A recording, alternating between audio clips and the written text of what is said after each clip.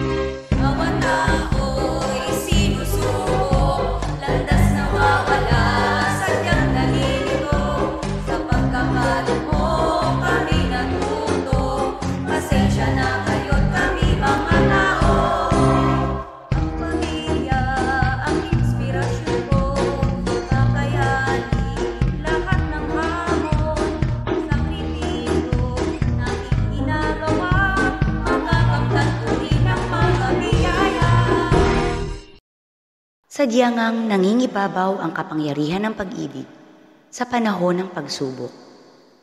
Sabi nga sa kanta, ang pag-ibig, pag siyang naghari araw-araw, ay magiging Pasko lagi.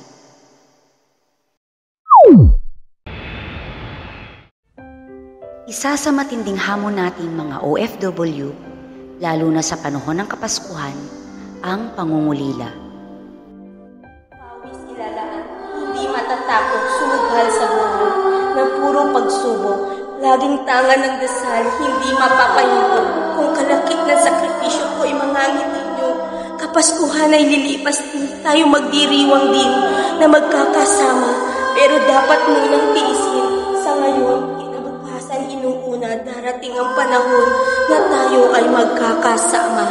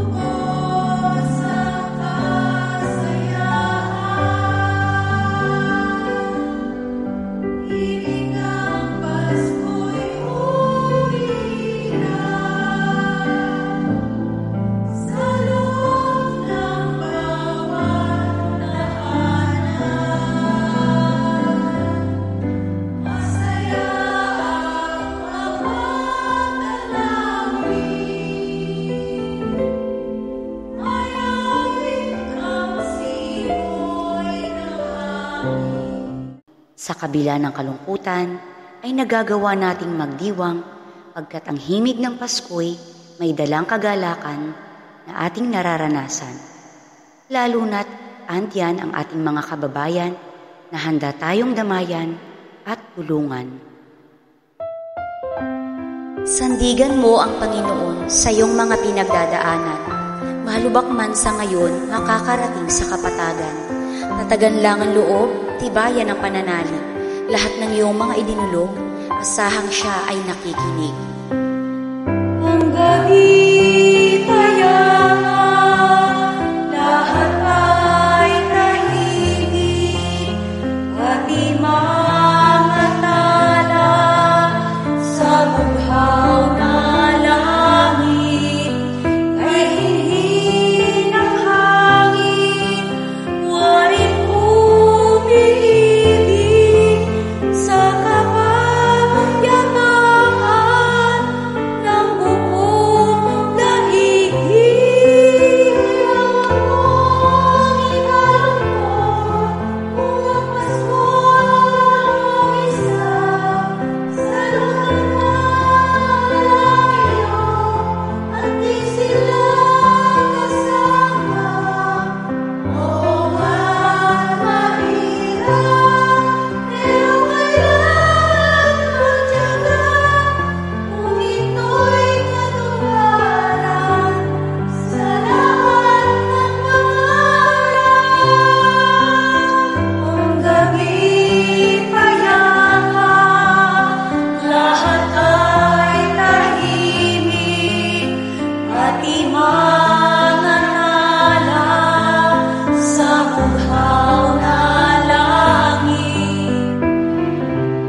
Di man magkaroon ng salo-salo at nasa trabaho, may buong katatagan pa rin na ipagdiriwang ng mga Pilipino ang Pasko sa pamamagitan ng buong puso at di matatawarang serbisyo na kanilang ibinibigay. May sa pagsubok tiya'y may pag-asa, walang ibibigay sa'yo na hindi mo makakaya. Maniwala ka sa iyong sarili at syempre sa Kanya. Magpursigi ka sa buhay at magiging matalino sa bawat pagpapasya. Ang gabi payaman, lahat ay tahimik, pati mga tala sa bughaw na langit. Si Lucita ang sumasalamin sa mga Pilipinong nagpapaskong puno ng pagmamahal, pag-asa, pananalig at katatagan sa kabila ng pagsubok.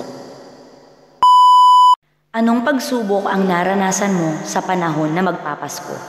Pasko na, tapos di kasama ang mga anak. Lumaki na yung mga anak ko na hindi ko sila nakapiling ng Pasko. Minsan pagka nalalaman ko may sakit sila, doon na umaano yung luha ko. So talagang sabik na sabik din ako makita yung mga kapatid ko. Pa-December, nung nawala yung lala ko, ang hirap i-imagine na hindi kami complete. Pag yung mga mahal mo sa buhay, paalam sa mundo, na hindi mo man lang ka nagkaroon ng chance na mag-reconcile o magkasama in person, nakakalungkot. Paano mo na ipagdiriwang ang Pasko sa kabila ng pagsubok? Ang ginagawa ko na lang, pumupunta ako sa mga kaibigan ko. Nililibag ko na lang ang sarili ko. May community, may church ako na that serves as my family dito. Kasi nandun sila to pray with me. Si Lord pa rin, sa Kanya pa rin ako kakapit. Hindi lang araw ng Pasko, kundi araw-araw. Bakit ka nagdiriwang ng Pasko kahit na dumaranas ka sa pagsubok? Masayang din naman ako na ma-celebrate yung Christmas kasi may family na ako. I have my own family para i-celebrate. May dahilan para maging masaya.